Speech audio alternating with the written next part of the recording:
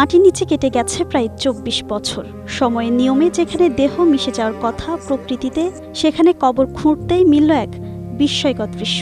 স্বজনদের দাবি, কাফনের কাপড় সহ প্রায় অক্ষত অবস্থায় পাওয়া গেছে রমজান আলীর মরদেহ।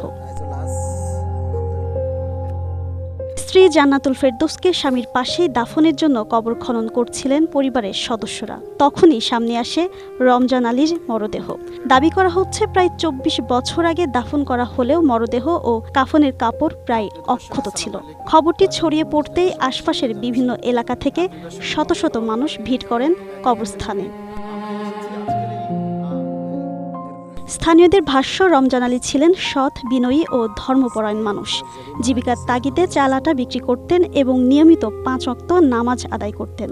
স্থানীয় ইমাম মাহফুজুর রহমান ঘটনাটিকে বিরল উল্লেখ করে এটিকে আল্লাহর বিশেষ রহমতের নিদর্শন বলে মনে করছেন।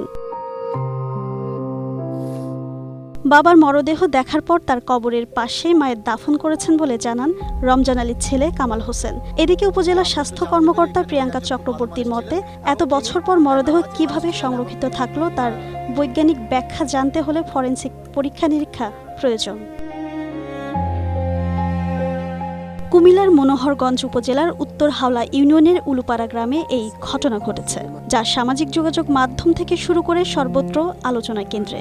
বিশ্বাস, বিস্ময় আর বিজ্ঞান, এই ৩ প্রশ্নের উত্তরের অপেক্ষায় এখন এলাকাবাসী।